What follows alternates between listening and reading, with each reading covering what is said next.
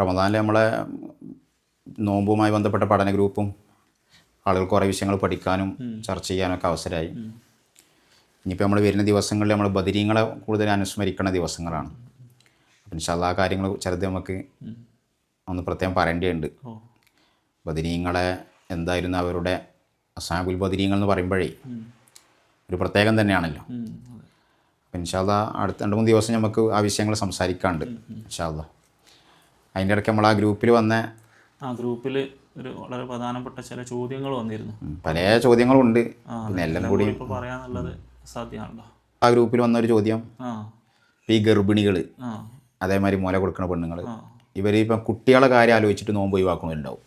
അതെ അതെ അതെ. ഉമ്മാക്കെന്തില്ല, നോമ്പിന് പ്രശ്നമൊന്നുമില്ല. കുട്ടീനെ ആലോചിച്ചിട്ട് ഇവിടെ നോമ്പ് പറ്റ കുട്ടി ഇന്ന് കുട്ടി ഇപ്പോൾ 8 കിലോ ഉണ്ട്. ഈ റമദാൻ പോലെ പിടിച്ചവരോട് കുട്ടി മെലിഞ്ഞ് ഇത് 3 കിലോ ഇങ്ങോട്ട് ചുരുങ്ങണ കോലം. അങ്ങനെ കുട്ടിക്ക് ആരോഗ്യപരമായി ക്ഷീണം, ഉമ്മാക്ക് പ്രശ്നമല്ല. അപ്പോൾ ഉമ്മാക്ക് നോമ്പില്ല, പക്ഷെ കുട്ടിൻ്റെ കാരണത്താൽ ഉമ്മ നോമ്പ് ഒഴിവാക്കാൻ ഇതാകണമല്ലോ. അങ്ങനത്തെ ആൾക്കാർ നോമ്പ് ഖളാ വീട്ടും വേണം. അതോടുകൂടി മുദ്ദ് കൊടുക്കണം, ഒരു നോമ്പിന് ഒരു മുദ്ദ്. അപ്പോൾ അത്തരം മുദ്ദുകൾ അതിപ്പോൾ ഒരു റമദാന് ഇപ്പോൾ ഒരു പെണ്ണിപ്പോൾ മുദ്ദായല്ലോ, അത്യാവശ്യം അരിയൊക്കെ ഉണ്ടാവും. ഇത് വേറെ മഹലിക്കൊക്കെ കൊടുക്കാൻ പറ്റുമോ? നമ്മൾ ഫിത്ർ സക്കാത്തൊക്കെ കൊടുക്കുന്നത് പോലെ സ്വന്തം മഹലിൽ തന്നെ കൊടുക്കുക എന്നുള്ള ബാധ്യത ഇതിനുണ്ടോ എന്നുള്ളതാണ് നമ്മൾ അന്നേരം വന്ന ഒരു വിഷയം. ഈ ഇത്തരം മുദ്ദുകൾ ഇത് മറ്റു മഹലുകളിലേക്ക് കൊടുക്കാമെന്നാണ്, അതിൽ പ്രശ്നമില്ല. അല്ല, ഫിത്ർ സക്കാത്തിൻ്റെ തന്നെ അവിടെ ഒരു അഭിപ്രായങ്ങൾ വേറെ ഉണ്ട്. ഇതിലങ്ങനത്തെ തർക്കമില്ല. മറ്റു മഹലിലേക്കൊക്കെ കൊടുക്കാന്നുള്ളതിന്. പിന്നെ ഫിത്ർ സക്കാത്തിൻ്റെ ഒക്കെ പറഞ്ഞാൽ സ്വന്തം മഹലും സ്വന്തം നാടൊക്കെ നമ്മൾ തന്നെ ശ്രദ്ധിക്കുക എന്നുള്ളൊരു പ്രേരണ അതിലുണ്ടല്ലോ. ഇങ്ങനെ ഓരോ നാട്ടുകാരും ശ്രദ്ധിച്ചാൽ എല്ലാ നാടും ഭംഗിയാവുമല്ലോ. അങ്ങനെയൊക്കെ ഓരോ ഹിക്കുമത്തയിലുണ്ട്. എന്തായാലും ഇത്തരം മുദ്ദുകൾ ഇത് മറ്റു നാട്ടിലേക്ക് കൊടുക്കാൻ കുഴപ്പമില്ല എന്നാണ് അതിൽ തൊഫയിലും മറ്റുള്ള അതിൻ്റെ അനുബന്ധ ഷറഹകളിലൊക്കെ ആ വിഷയം പറയുന്നുണ്ട്. പിന്നെ അതിൽ വന്ന മറ്റൊരു ചോദ്യം, പിന്നെ റമദാനിൽ സ്വപ്നസ്ഖലനം സംഭവിച്ചു കഴിഞ്ഞാൽ നോമ്പിനെ ബാധിക്കോ മുറിയോ എന്നുള്ള അത് പല ആൾക്കാർക്കും ഒരു സംശയമുണ്ട്. സ്വപ്നസ്ഖലനം സ്വപ്നത്തിൽ അങ്ങനെ സംഭവിച്ചാൽ നമ്മൾ മനഃപൂർവ്വം അങ്ങനെ സംഭവിപ്പിച്ചതല്ല, അതാണെങ്കിൽ നോമ്പ് മുറിയും. അതേസമയത്ത് സ്വപ്നത്തിൽ അങ്ങനെ സംഭവിച്ചാൽ അതുകൊണ്ട് എന്തില്ല, നോമ്പ് ബാത്തിലാവില്ല. അതോടുകൂടി ചില ചെറുപ്പക്കാർ ഈ മതി പുറപ്പെട്ടാലൊക്കെ നോമ്പ് മുറിയോ എന്ന് നമ്മളെ ഭാഷയിൽ മതജലം എന്നൊക്കെ പറയും. അതുകൊണ്ട് നോമ്പ് മുറിയൊന്നുമില്ല. നമ്മുടെ ഷാഫി മദഹബ് അനുസരിച്ച് നമ്മൾ പറയാം. അപ്പം സ്വഹാബത്തിൽ ചില ആൾക്കാർ അന്ന് ചോദിച്ചല്ലേ നബീനോട്, അലിയാരി ഇങ്ങനെ ഇടയ്ക്കൊക്കെ ഇങ്ങനെ മദീൻ്റെ ഇങ്ങനെ ഒരു വിഷമുള്ള ഒരാളായിരുന്നു. അത് ചിലർ അസ്വസ്ഥത ഉണ്ടാവുമല്ലോ. കുന്തു റജുലൻ മദ്ദാഅൻ, ഇടയ്ക്കൊക്കെ മദീ പുറപ്പെട്ടു കൊടുക്കും. പിന്നെ റസൂലാൻ്റെ മരുവനുമാണല്ലോ. അപ്പോൾ ഇത് ഫത്വ ചോദിച്ചാലൊരു ഇടങ്ങേറും ഒന്നുമില്ല. പിന്നെ ബിലാൽ എന്നവരെ അങ്ങനെ വേറെ ഒരു സഹാബിനെ ഇടപെടുത്തിയിട്ട് ചോദിച്ചു, ഇത് കൊണ്ട് കുളിക്കണമെന്നാണ് സംശയം ചോദിച്ചത്. മനി പുറപ്പെട്ടാൽ കുളി നിർബന്ധമായല്ലോ, മദീ പുറപ്പെട്ടാൽ കുളിക്കണോ വേണ്ടേന്നാ സ്വഹാബി ചോദിക്കണത്. അലിയാരക്കാണ് ചോദ്യം. ബിലാൽ എന്നവരെയാണ് എൻ്റെ ഓർമ്മ ചോദിപ്പിക്കുന്നത്. റസൂൽ പറഞ്ഞു വേണ്ട, അതിനോട് കുളി നിർബന്ധമില്ല, കേച്ചാൽ മതി, പുതു കൊടുത്ത് പിന്നെ ശുദ്ധിയാക്കാനേ ഉണ്ടാവുള്ളൂ. അപ്പം എന്ന് പറഞ്ഞതുപോലെ മദീ പുറപ്പെട്ടത് കൊണ്ട് മദീ പുറപ്പെട്ടാൽ നിരുപാധികം, അത് ഉറക്കത്തിലോ ഉണർച്ചലൊന്നും പറയാനില്ല, അവിടെ നോമ്പ് ബാധിക്കൂല. അതേസമയത്ത് മനഃപൂർവ്വം ഉണർച്ചലോ മറ്റോ നമ്മൾ പുറപ്പെടുവിക്കാൻ എന്തെങ്കിലും ചെയ്താൽ നോമ്പ് മുറിയും. അതേസമയത്ത് ഉറക്കത്തിൽ മനി പുറപ്പെടും, അതാണ് ഇപ്പോൾ സ്വപ്നസ്ഖലനം. അതുകൊണ്ട് നോമ്പിന് പ്രശ്നമില്ല. അതാണ് അതിനെപ്പറ്റി നമ്മൾ ഫത്തുൽ മീൻ അടക്കി ആ കാര്യങ്ങൾ പറയുന്നുണ്ട്. പിന്നെ ഇപ്പോൾ മെയിനായിട്ട് ആളുകൾക്ക് സംശയമുള്ള ഒരു വിഷയമാണ് പിന്നെ റമദാനിൽ ഗ്ലൂക്കോസ് കയറ്റുന്ന വിഷയം. മുമ്പേ ഓരോരുത്തർക്ക് സംശയമുള്ള കാര്യം തന്നെ. എന്നാൽ ഈ നോമ്പിനൊക്കെ നല്ലൊരു ശക്തി കിട്ടുമല്ലോ, ഗ്ലൂക്കോസ് കയറ്റുമ്പോൾ നമ്മുടെ ശരീരത്തിനൊരു ഉഷാർ കിട്ടുമല്ലോ. ഈ ഗ്ലൂക്കോസിൻ്റെത് പല ആളുകൾക്കും സംശയമാണ്. നോമ്പ് പിന്നെ നോമ്പ് ഭക്ഷണവും കഴിക്കണമില്ല, എന്നാൽ ഈ മരുന്ന് ഉള്ളിലേക്ക് ചെല്ലുമ്പോൾ ഒരു കൂവത്ത് കിട്ടുമല്ലോ. രോഗികളൊക്കെ അങ്ങനെ ചെയ്യൽ. അപ്പോൾ ഇവിടെ 2 നിലക്ക് ആളുകൾക്ക് അവിടെ സംശയം ഉണ്ടാവും. ഒന്നിതാണ്, പിന്നെ നമ്മുടെ ഉള്ളിലേക്ക് വല്ലതും പ്രവേശിക്കുന്നുണ്ടല്ലോ, ഉള്ളിലേക്ക് വല്ലതും ചെല്ലുക എന്ന് പറയുമ്പം അതുകൊണ്ട് നിരുപാധികം നോമ്പ് ബാത്തിലാകാന്ന് കൂടി പറഞ്ഞിട്ടില്ല. ഉള്ളിലേക്ക് തുറക്കപ്പെട്ട ദ്വാരത്തിലൂടെ ജൗഫ് എന്ന് ഫിഖ് പറഞ്ഞ സ്ഥലങ്ങളുണ്ട്. അങ്ങനെയുള്ള ഭാഗങ്ങളിലേക്ക് തടിയുള്ള വല്ലതും കടക്കണം. ഇപ്പോൾ ഗ്യാസൊന്നും ഇപ്പോൾ നമ്മൾ മൂക്ക് കൂടെ കയറി, ഇപ്പോൾ ജലദോഷം പിടിച്ചപ്പോൾ ഒരു ഗ്യാസിൻ്റെ ആ സാധനത്തെ വലിച്ചു നിൽക്കുക മൂക്ക് തുറക്കാൻ, അവിടെ ഇപ്പോൾ നോമ്പ് മുറിയില്ല. ഉള്ളിലേക്ക് സാധനത്തിന് തുറക്കപ്പെട്ട ദ്വാരത്തിലൂടെയാണ്. പക്ഷെ തടിയുള്ളതല്ല, അങ്ങനെയൊക്കെ പലതുണ്ട്. ഈ ഇഞ്ചക്ഷൻ ഗ്ലൂക്കോസ് കയറ്റിയാൽ നോമ്പ് മുറിയില്ല എന്നുള്ളതാണ് നമ്മളെ ഫുഖഹാക്കൾ പറഞ്ഞ നിയമം അനുസരിച്ച് നോക്കിയാൽ അതിൻ്റെ മസല വ്യക്തമാവും. അപ്പോൾ അതുകൊണ്ട് പിന്നെ വേർതിരിവുണ്ട് ഉസ്താദേ നമ്മളെ പിന്നെ അത് പിന്നെ ഞരമ്പിൻ്റെ ഉള്ളാണെങ്കിൽ ഞരമ്പ് മസില് അങ്ങനെ ചില ആൾക്കാർ ഫറക്കാക്കും, നമ്മളെ കേരളത്തിൽ തന്നെ ചില പണ്ഡിതന്മാർ. പക്ഷേ ബഹുഭൂരിഭാഗവും അങ്ങനെയല്ല. അതുകൊണ്ട് എവിടേക്കായാലും ആ ഉള്ളി എന്ന് പറയുന്ന ഭാഗത്തേക്ക് പെടുമോ എന്നുള്ളൊരു തർക്കത്തിലാണ് വരുന്നത്.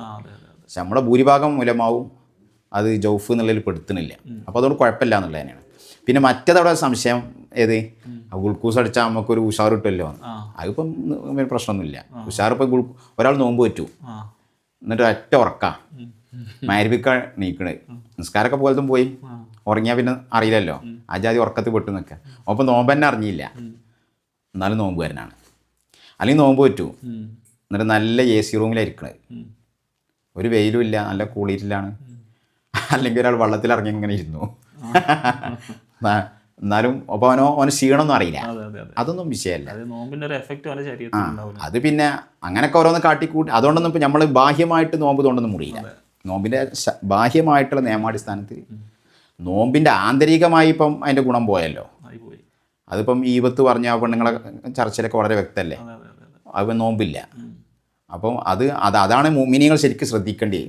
വെറും നമ്മൾ ഈ പിന്നെ ഉള്ളിലേക്ക് തടിയുള്ളത് കയറണതും പിന്നെ അങ്ങോട്ട് ഉമിനീരിറങ്ങണതും ഇങ്ങോട്ട് കഫ ഇറക്കണതും വിടണതും ഇത് മാത്രം നോക്കിയാൽ പോരാ. ഇതിൻ്റെ അന്തസത്ത എന്താണ്, ലഅല്ലക്കും തത്തഖൂൻ. അപ്പോൾ അതിനൊരു വൃത്തി അത് വേറെ നന്നായി ശ്രദ്ധിക്കേണ്ടിയാണ്. ബാഹ്യമായ ഫുഖഹാക്കൾ പറഞ്ഞ പ്രകാരം ഇതുകൊണ്ട് നോമ്പ് മുറിയില്ല. അപ്പോൾ ഈ രണ്ട് കാര്യം കൊണ്ടും ഓന് ക്ഷീണമൊന്നും അറിയില്ലല്ലോ, അത് പറഞ്ഞിട്ട് കാര്യമില്ല. അപ്പോൾ ഞാൻ ഈ പറഞ്ഞതുപോലെ ഉണ്ട്. ചുരുക്കി പറഞ്ഞാൽ അതുകൊണ്ട് നോമ്പ് മുറിയില്ല. ഗ്ലൂക്കോസ് കയറ്റി അല്ലെങ്കിൽ ചോര അങ്ങോട്ട് എടുത്തു അല്ലെങ്കിൽ ചോര അങ്ങോട്ട് വെച്ചു, അതുകൊണ്ടൊന്നും എന്തില്ല മുറിയില്ല എന്നുള്ളതാണ്. മറ്റൊരു പ്രധാന സംശയം, ഈ ആർത്തവം ഉണ്ടാവില്ല സ്ത്രീകൾക്ക്. അപ്പോൾ മെൻസസ് ഉണ്ടാകുന്ന സ്ത്രീകൾ ഈ ഗുളികയൊക്കെ കുടിച്ചിട്ടുണ്ടല്ലോ, മെൻസസ് മാറ്റി നിർത്തല്, പുറപ്പെടാത്ത അവസ്ഥയിലേക്ക് ആക്കല്. അപ്പോൾ ആ അവസ്ഥയിൽ ഒരു സ്ത്രീ ചെയ്താൽ നോമ്പിൻ്റെ അവസ്ഥ എന്താണ്? അങ്ങനെ ഒരു സ്ത്രീ ചെയ്തു കഴിഞ്ഞാൽ ആ സ്ത്രീൻ്റെ നോമ്പിൻ്റെ അവസ്ഥ എന്താണ്? അതായത് പിന്നെ റമദാൻ കിട്ടാൻ വേണ്ടിയാണ് ഇത് ആർത്തവം ഫുള്ള് ഇബാദത്ത് എടുക്കാൻ വേണ്ടിയാണ്. അങ്ങനെയൊക്കെ ചില പെണ്ണുങ്ങളൊക്കെ ചെയ്യേണ്ടി തോന്നുന്നുണ്ട്. സംഭവം ഹജ്ജിന് പോകുമ്പം പിന്നെ അങ്ങനെ പല അതിപ്പോൾ വ്യാപകമായിട്ടുണ്ട്. ഹജ്ജിന് പോയി ചിലപ്പം അവിടെ എത്തുമ്പോഴേക്കാരം ഇത് തുടങ്ങിയത്. ആകെ 14 ദിവസേ ഈ ഗ്രൂപ്പിൽ ചിലപ്പം പാക്കേജ് ഉണ്ടാവുള്ളൂ. അപ്പോൾ പിന്നെ അപ്പോൾ അങ്ങനെ കൂടി ആലോചിച്ചിട്ട് ഗുളിക കുടിച്ചിട്ട് ബ്ലോക്ക് ചെയ്യും. ഹജ്ജ് ഉംറയിലൊക്കെ പലതും അതൊരു സംഭവം. അങ്ങനെ ഒരു പെണ്ണ് ചെയ്യുന്നതിൻ്റെ വിഷയം ഒന്ന് വേറെ. അത് നല്ല നിപുണനായ ഡോക്ടർ അവരുടെ തീരുമാനപ്രകാരമാണ് അതിക്കൊക്കെ നീങ്ങേണ്ടത്. ഇതാണ് നിയമം. ചില പെണ്ണുങ്ങൾക്ക് അതുകൊണ്ട് വലിയ ഹലാക്കടിച്ചു. ഗുളിക കഴിച്ച് ബ്ലോക്ക് ചെയ്യുകയാണെങ്കിൽ ഓർക്കത് വല്ലാതെ ബാധിക്കും. അങ്ങനത്തെ ഒന്നും എനിക്ക് മുതിരാനേ പാടില്ല. ചില ആളുകളെ ബാധിക്കൂല. നമ്മളെ സംബന്ധിച്ച് ഹൈദുണ്ടാകുന്ന സമയത്ത് ഇതൊന്നും പാടില്ല. ഹൈദുള്ള പെണ്ണിന് നോമ്പില്ല. ഹൈദില്ല, അത് ഓളെ പതിവനുസരിച്ച് ഹൈദില്ലാതെ ആയാലും ഇനി ഗുളിക അടിച്ചിട്ട് കുടിച്ചിട്ടോ മറ്റോ ബ്ലോക്ക് ചെയ്തിട്ട് അങ്ങനെ അല്ലാതെ ആയാലും ഒക്കെ നോമ്പ് നിർബന്ധമാവും. അതാണ് ഇപ്പോൾ അതിൽ ചോദ്യം. പതിവനുസരിച്ച് ഇപ്പോൾ ഓള് ഹൈദുകാരിയാണ് നാളെ, ഓളിന്ന് ഗുളിക കുടിച്ചു, അപ്പം നാളെ ഒക്കെ ഹൈദില്ലല്ലോ, ഓളിങ്ങനെ ബ്ലോക്ക് ചെയ്തല്ലേ, അപ്പോൾ ഓക്ക് നോമ്പ് നിർബന്ധം തന്നെയാണ്. അപ്പം ആദിയായിട്ട് സാധാരണ ഉള്ള അവസ്ഥയിലാകട്ടെ ഹൈദുണ്ടോ ഇല്ലേന്നാ നോട്ടം. അത് സാധാരണ അനുസരിച്ചില്ലാതെയായി അല്ലെങ്കിൽ ഓള് ഗുളിക കുടിച്ചില്ലാതാക്കി, എന്നാലും നോമ്പ് നിർബന്ധമാണ്. പക്ഷെ ഇത്തരം പെണ്ണുങ്ങൾ അങ്ങനെയൊന്നും ഒരുമ്പടണ്ട നോമ്പിനൊന്നും പ്രത്യേകിച്ച്. അതാ പറയുന്നത്. ഹജ്ജിൻ്റെ ഇപ്പോൾ വേറൊരു രൂപമാണ്. അതൊക്കെ വൃത്തിയുള്ള മാത്രമല്ല പിന്നെ അങ്ങനാണ്ട് പിന്നെ ഇബാദത്ത് എടുക്കാനേ മനുഷ്യൻ്റെ ഒരു പ്രകൃതിപരമായിട്ടുള്ള പലതും ബ്ലോക്ക് ചെയ്ത് എല്ലാം കൂടി അങ്ങനെ മുന്നിട്ടിറങ്ങേണ്ട ആവശ്യമില്ല അറിയാം. അതൊക്കെ ചിലപ്പം വേറെ ഓരോ ഹലാക്കിന് കാരണമാകും. പിന്നെ പെണ്ണുങ്ങളെന്താ അറിയോ, ചിലവർ പിന്നെ അത് കലാ കൂട്ടണമല്ലോ. ആയിഷാബി പറയുന്നുണ്ട് ഞങ്ങളുടെ ഹൈദ് കാലത്തുള്ളതൊക്കെ കലാ കൂട്ടാൻ കൽപ്പന ഉണ്ട്. അപ്പോൾ കലാ കൂട്ടണം, അത് കൽപ്പനയാണ്. അപ്പോൾ ഈ റമദാനല്ലാത്ത മാസത്ത് കലാ കൂട്ടാൻ ചിലപ്പോൾ ഒരു റിസ്ക് കാരണം പറ്റും തെറ്റിയിട്ട് ഇങ്ങനെ ഇപ്പം നടക്കുമല്ലോ എന്നൊരു ധാരണയിലാണ് ഇത് ചെയ്യണത്. അത്രത്തോളം ചെയ്യണത് നല്ലതല്ല. ഓല് പിന്നെ ശ്രമിച്ച് വീട്ടിയാൽ മതി, സമയമുണ്ടല്ലോ. അതേ സമയത്ത് അത് ചെയ്യുന്നുണ്ടെങ്കിൽ ഡോക്ടർമാരുടെ നിർദ്ദേശം നിർബന്ധമാണ്. ബ്ലോക്കാക്കിയോ ഹൈദില്ലേ നോമ്പ് നിർബന്ധമാണ്. അതാണ് അതിൻ്റെ പറ്റി പറയാനുള്ളത്. അത് ഫതാവുൽ കുബറയിലൊക്കെ ഇബ്നു ഹജർ ഹൈത്തമി ഈ വിഷയം ചർച്ച ചെയ്യുന്നുണ്ട്. ഇങ്ങനെയാണ് അതിന് മറുപടി പറഞ്ഞിട്ടുള്ളത്. പിന്നെ നോമ്പുമായിട്ട് ബന്ധപ്പെട്ടുള്ള പ്രധാന ഒരു വിഷയമാണ്, നമ്മൾ മറന്ന് ഭക്ഷണം കഴിച്ചാൽ നോമ്പ് മുറിയില്ല. അങ്ങനെ മറന്ന് ഭക്ഷണം കഴിച്ചു പോയി നോമ്പ് മുറിയില്ല. നോമ്പ് മുറിയില്ല. അപ്പോൾ ഒരാൾ ഒന്നിലധികം തവണ രാവിലെ ഒന്ന് മറന്നു, ഉച്ചക്കൊന്ന് മറന്നു, അങ്ങനെ ഈ രൂപത്തിൽ മറന്ന് ഭക്ഷണം കഴിച്ചു. അപ്പോൾ ഇത് മറ്റേ മറന്ന് ഭക്ഷണം കഴിച്ചാലുള്ള അതേ മസലയിൽ തന്നെ പെടുത്താൻ പറ്റും, ആവർത്തിച്ച് മറക്കാന്നുള്ളൊരു സംഭവം. അതെ അതെ, എത്ര മറന്നാലും മറവി കൊണ്ട് കഴിച്ചു എന്നാ നോമ്പ് മുറിയില്ലെന്നാ. രാവിലെ നോമ്പ് നെയ്യത്ത് വെച്ച ആളാണ്, പിന്നെ മറന്നുപോയി, മറവി പറയാൻ പറ്റൂലല്ലോ. റബ്ബനാ ലാ തുആഖിദ്നാ ഇൻ നസീന എന്ന് പറഞ്ഞല്ലോ. മറവി എന്നുള്ളതൊരു വല്ലാത്ത വിഷയമാണല്ലോ. അപ്പോൾ ഇപ്പോൾ രാവിലെ മറന്ന് ചായ കുടിച്ചു, ചായയും പൊറാട്ടി അടിച്ചു, ഉച്ചക്ക് പോണേക്കിൽ പിന്നെയും മറന്നു ഏതോ ഒരു ഹോട്ടലിലോ ഓപ്പൺ ആയതുണ്ടാവുമല്ലോ, നല്ല കുഴിമന്തി അടിച്ചു, ഒക്കെ കഴിഞ്ഞാലാണ് നോമ്പേനെ ഓർമ്മ വന്നത്. പിന്നെയും മറക്കന്നെ ആള്. എത്ര വട്ടം മറന്നാലും മറവി കൊണ്ടാണോ നോമ്പ് ബാത്തിലാവില്ല എന്നുള്ളതാണ്. ചില ആൾക്ക് മറവി ഉണ്ടാവും, നമ്മൾ പറയാൻ പറ്റൂല. സ്വാഭാവികമായിട്ടും അത് ഇപ്പോൾ പറയാൻ പറ്റില്ല. മറവി കൊണ്ട് മറവി ആവർത്തിച്ചാലും നോമ്പ് അവന് നോമ്പുണ്ട് എന്നുള്ളതാണ്. അതാണ് അതിന് മറുപടി. അവിടെ തന്നെ മറ്റൊരു കാര്യം, ചില ആൾക്കാർ ഉറക്കത്തിൽ കഴിക്കും. സ്വപ്നം കാണുക, ആ സ്വപ്നം കാണും. ചിലപ്പം ഉറങ്ങാണ്ട് ഉറക്കത്തിൽ നീച്ചെടുക്കുന്ന ആൾക്കാരൊക്കെ ഉണ്ട്. അതെ, ഓല കിടക്കുന്ന കട്ടിൽ നിന്ന് എണീറ്റൊക്കെ നടക്കും. നമ്മൾ ദർസിലൊക്കെ തന്നെ നമ്മൾ പഠിച്ച ചില കുട്ടികളെ കാണും, ആളെ എഴുന്നേറ്റൊക്കെ ഒരു യാതൊരു ഷൂറും ഉണ്ടായിട്ടുണ്ടാവില്ല. ഓനോട് ചോദിച്ചാൽ പറയല്ല, ഓൻ അങ്ങനത്തെ ഒരു ഉറക്കത്തിലാണ് ആള്. ഇങ്ങനെ ഉണ്ടാവും, ഇങ്ങനെ എന്തോ സ്വപ്നം കണ്ടു, ഓൻ ഉറങ്ങി ഫ്രിഡ്ജിൽ പോയിട്ടോ മറ്റോ ലാപ്ലേറ്റ് തിന്ന് പിന്നെയും പോയി ആൾ കിടക്കുകയാണ്. ഉറക്കം എന്നുള്ളത് പറയാൻ പറ്റില്ല, ഇങ്ങനെയൊക്കെ സംഭവിക്കാമല്ലോ. അങ്ങനെ സംഭവിച്ചാലും നോമ്പൂരില്ല. ഈ മറവിൻ്റെ പറയുമ്പോൾ കൂട്ടത്തിലുള്ളതാണ്. മറ്റൊരു ചോദ്യം, റമദാൻ മാസത്തിൽ ഇപ്പോൾ ഒരാൾ മരിച്ചു, ആൾ മരിച്ചു കഴിഞ്ഞാൽ അയാളുടെ പിന്നെ കർമ്മമായിട്ട് ബന്ധപ്പെട്ട് ഉള്ളതൊന്നാണ് നമ്മൾ ഈ കർപ്പൂരം പോലത്തെ ഈ സുഗന്ധ വസ്തുക്കളൊക്കെ പരട്ടി ശരീരത്തിലും പരട്ടും, കുളിപ്പിക്കുന്ന വെള്ളത്തിലും കഫം പുടവയിലും ഒക്കെ ഉണ്ടാവുമല്ലോ. അത് റമദാനിൽ അതിൻ്റെ അവസ്ഥ എന്താണ്? ഈ മയ്യത്തിന് ഈ ഇത് പൂശണോണ്ട് ഉള്ള മയ്യത്തിന് കുഴപ്പമില്ല. നോമ്പുകാരനായ ആൾക്ക് ഇങ്ങനത്തെ സുഗന്ധങ്ങൾ പൂശലും മറ്റും പാടില്ല എന്നുള്ളൊക്കെ നിയമങ്ങളുണ്ട്. അതിൻ്റെ പിന്നിലൊക്കെ പല തത്വങ്ങളും ഉണ്ട്. അപ്പം ഒരാൾ റമദാനിൽ മരിച്ച ആളെ കഫം പൂടയിൽ അതേമാതിരി ആ കുളിപ്പിക്കണ വെള്ളത്തിലും കർപ്പൂരും ഇങ്ങനത്തെ സുഗന്ധങ്ങൾ അതിന് കുഴപ്പമില്ല. കാരണം ഇയാൾ മരിക്കലോട് കൂടി ഇയാളെ കൊണ്ടുള്ള തെക്ലീഫ് നീങ്ങിയല്ലോ. അപ്പം ഇയാൾക്ക് ഞാൻ നിയമം ബാധകമല്ല. അയാൾക്ക് അങ്ങനത്തതാകുക എന്നുള്ളത് അയാളെ കഫം പൂടയിൽ പുണ്യാണ്. അതുകൊണ്ട് നമ്മൾ ചെയ്തു കൊടുക്കാൻ വേണ്ടി. അപ്പം അയാൾക്ക് കറാഹത്തും പ്രശ്നമില്ല. അതുകൊണ്ട് പിന്നെ ചെയ്യുന്ന ആൾക്കാർക്കും എന്തില്ല, ചില ആൾക്കാർക്ക് കുളിപ്പിക്കുന്ന ആൾക്കാർക്ക് ഞാനേ ചെയ്തു കൊടുക്കണമെങ്കിൽ തെറ്റാകുമെന്നാ. അങ്ങനല്ല, അയാൾക്ക് ചെയ്തു കൊടുക്കാൻ വേണ്ടി. കാരണം അയാളോട് ഇനി നിയമമല്ല. അപ്പം അയാൾക്കത് സുന്നത്ത് തന്നെയാണ്. മയ്യത്തിന് അയാൾക്ക് മയ്യത്തിൻ്റെ കഫം പൂടയിൽ ഇത് ഉണ്ടാകുക എന്നുള്ളത് സുന്നത്താണ്. അപ്പോൾ കാര്യം ചെയ്യേണ്ടി ചെയ്തു കൊടുക്കണം. അയാൾ മരിച്ചല്ലോ. മുമ്പ് നമ്മളെ ചെറുശ്ശേരി ഉസ്താദിൻ്റെ മൂത്താപ്പയെ തോന്നുന്നുണ്ട്, ചെറുശ്ശേരി അഹമ്മദ് കുട്ടി മുസ്ലിയാർ. മൂപ്പരെ പറ്റി ചരിത്രം കേൾക്കാം. മൂപ്പര് ദർസിലേറ്റ് പഠിക്കുമ്പോൾ കുട്ടിയാണ്, പക്ഷേ അന്നത്തെ കുട്ടികളാണെങ്കിൽ ഒരു ഉസാറാവുമല്ലോ. അപ്പോൾ ഉസ്താദിൻ്റെ അടുത്തേക്ക് ആരോ ചില മസലായിട്ട് വന്നതാണ് കുറച്ച് ആൾക്കാർ. എന്തോ ഒരു തൊലാക്കിൻ്റെ മസലെ. പുതിയാപ്പിള പെണ്ണായിട്ട് കച്ചറ ഉണ്ടായിരുന്നു. അപ്പോൾ കച്ചറ ഉണ്ടായിട്ട് ഇയാൾ പറഞ്ഞു, ഇഞ്ഞെങ്ങാനും ഇജ്ജാൻ്റെ പെരയെ പോയാൽ തൊലാക്കാണ് കാണും. അപ്പോൾ ഓളോടക്ക് പോയാൽ അങ്ങനെ പല ചൂടന്മാരൊന്നും ഉണ്ട് നാട്ടിൽ. അവിടെ എന്തോ കച്ചറ ഉണ്ടാവും. അപ്പോൾ അതിന് പെട്ടിട്ട് പൂട്ടിയാണ്. അങ്ങോട്ടേക്ക് പോയോ, എൻ്റെ വാപ്പാനോടക്ക് ഇഞ്ഞി പോയോ, അതാ പറഞ്ഞേ.